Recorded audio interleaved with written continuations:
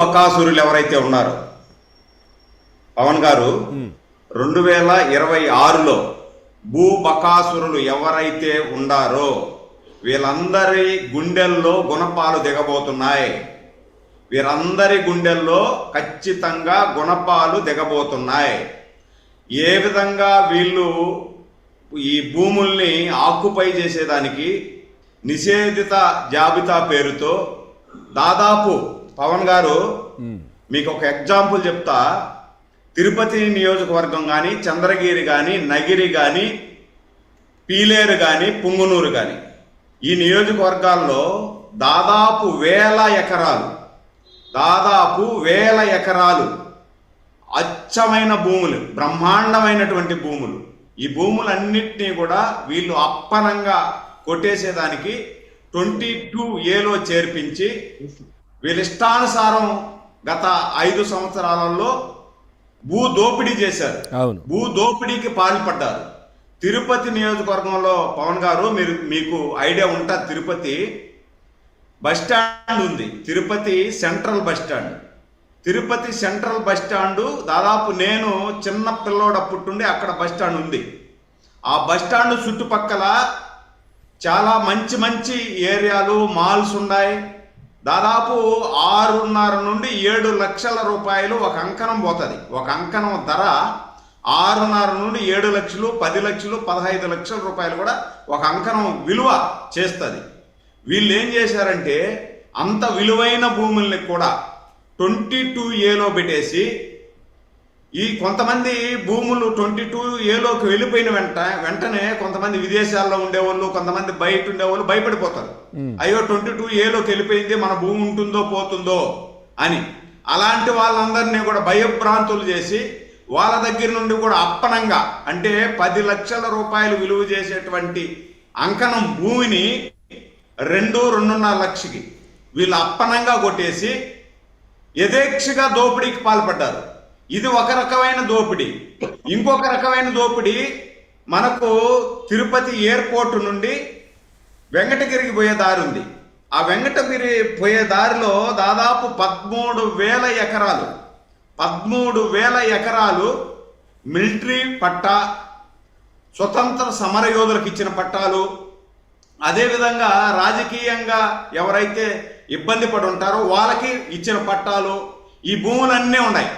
వీళ్ళు last time ఏం చేశారంటే ఈ బీపు మధుసూదన్ రెడ్డి, శివిరెడ్డి భాస్కర్ రెడ్డి వీళ్ళంతా కూడా ఒక ముఠాగా ఏర్పాటయ్యి ఎవరైతే మిలిటరీ ఎక్స్ సర్వీస్ మ్యాన్లు ఉంటారో, స్వతంత్ర సమర యోధులు ఉంటారో వీళ్ళందరి దగ్గరికి వీళ్ళ శిష్యుల్ని పంపించి వాళ్ళని బెదిరించి ఆ భూములు ఇంకా పనికిరావు, మేము తీసేసుకుంటున్నారు, వేరే వాళ్ళు గవర్నమెంట్ తీసేసుకుంటుంది, మీరు కానీ అప్పుడు గవర్నమెంట్ తీసేసుకున్నాక మీకు రూపాయి కూడా రాదు, మీరు కానీ సమ్మతిస్తే నేను అన్నతో మాట్లాడి అన్నతో సెటిల్మెంట్ చేపిస్తాను అని చెప్పి మాట్లాడుకొని వాళ్ళ దగ్గర పాపం అమాయకుల దగ్గర 10 లక్షల రూపాయలకు ఎకరా కొట్టేసి వీళ్ళు అప్పనంగా దాన్ని 50 లక్షలు 60 లక్షల రూపాయలకు అమ్మేసినటువంటి సందర్భాలు కూడా చాలా చూసాం.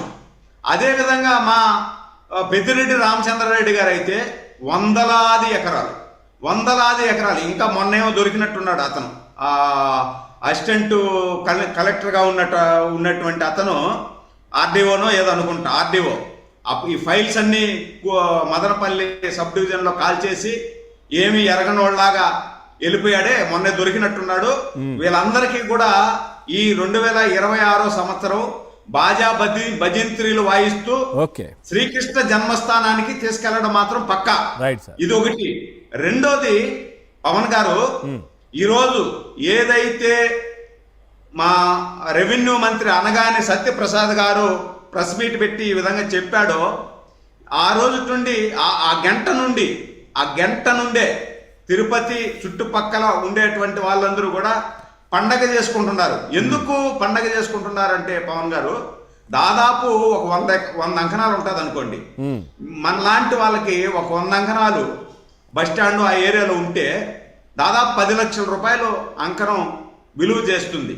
10 లక్షల రూపాయలు ఒక అంకణం విలువ అంటే ఇంక వాళ్ళ జీవితం ఆడికి సరిపోతుంది కదా.